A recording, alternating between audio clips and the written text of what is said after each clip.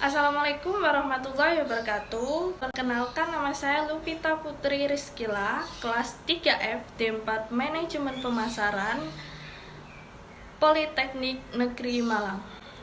Kali ini saya akan membahas mengenai bagaimana dampak fenomena COVID-19 terhadap perubahan pasar dari aspek perilaku konsumen dan pelaku bisnis. Virus corona atau yang biasa kita sebut dengan COVID-19 itu sendiri berdampak yang cukup sangat signifikan terhadap perekonomian di negara-negara berdampak. Salah satunya adalah Indonesia.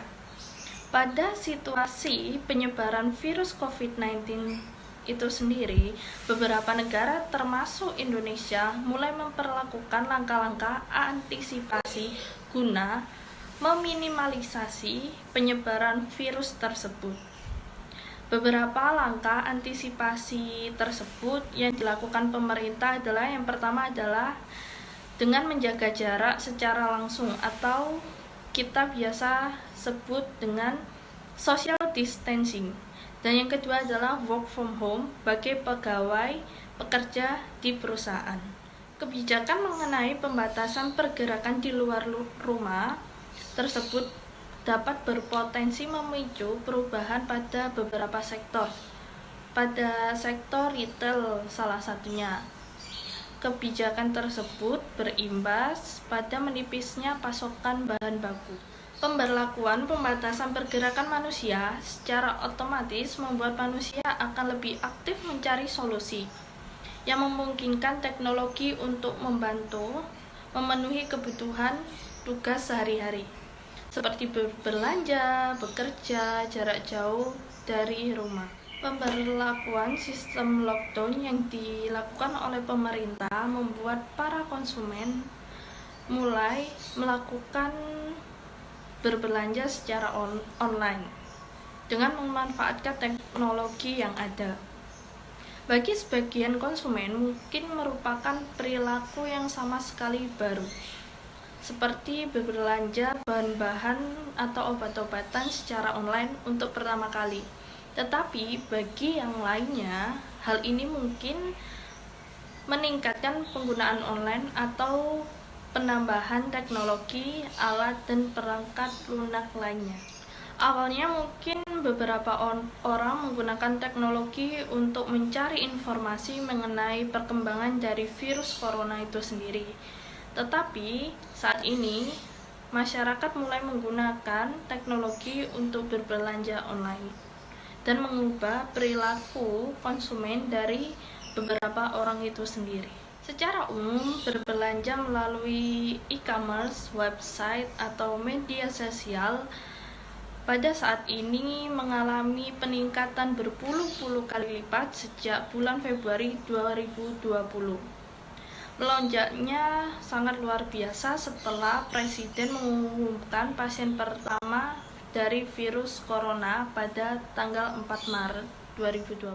Pada awalnya, para pengguna e-commerce ini dimulai membeli produk tersier seperti fashion, elektronik, perjalanan, kecantikan, dan lain-lain. Tetapi dengan semenjak penyebaran virus corona semakin luas, penjualan pada kategori produk di e-commerce berubah menjadi produk kategori perlindungan diri seperti healthcare, produk sanitasi, dan bahan makanan. Pada awal situasi seperti ini, banyak konsumen yang dihadapkan pada rak-rak kosong ketika mencari produk-produk dengan permintaan tinggi secara offline. Hal seperti ini memaksa beberapa konsumen yang mencari sumber secara online alternatif agar memenuhi kebutuhan yang diinginkan. Musibah wabah virus corona ini telah meningkatkan pengguna baru dalam berbelanja secara online. Tentunya pada masa yang akan datang berpotensi menjadi industri e-commerce menjadi salah satu channel penjualan yang akan semakin bertumbuh sangat baik. Beberapa kalangan berusaha menilai adanya virus corona ini telah berdampak negatif besar terhadap perekonomian Indonesia. Sejumlah pemutusan kerja atau PHK mulai terjadi. Bahkan ada kemungkinan karyawan tidak diberi THR atau tunjangan hari raya. Pasalnya, virus corona telah mengganggu mata rantai produksi industri sehingga perputaran bisnis tidak lancar. Sementara kebijakan para pengusaha tetap harus berjalan. Kementerian Perindustrian mengusulkan adanya pemberian pinjaman lunak kepada para pelaku industri kecil menengah. Dengan demikian, para pelaku industri tersebut mampu membayar gaji pekerja yang dirumahkan akibat wabah virus corona. Dan pinjaman ini memiliki bunga yang cukup rendah dari bunga kredit usaha rakyat.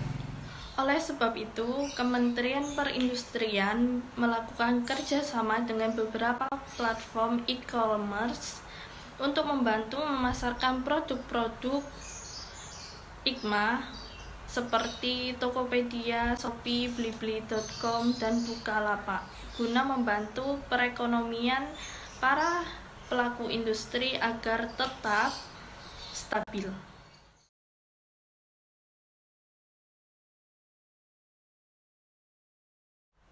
Yang pertama adalah memanfaatkan media sosial sebagai channel utama guna memasarkan produk yang kita buat.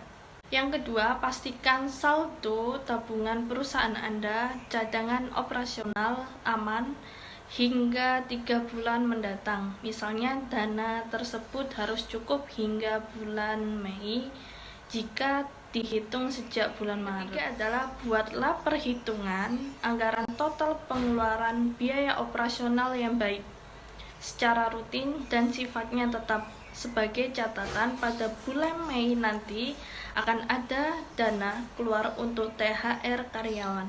Dan yang terakhir adalah lakukan pengeluaran dengan bijak.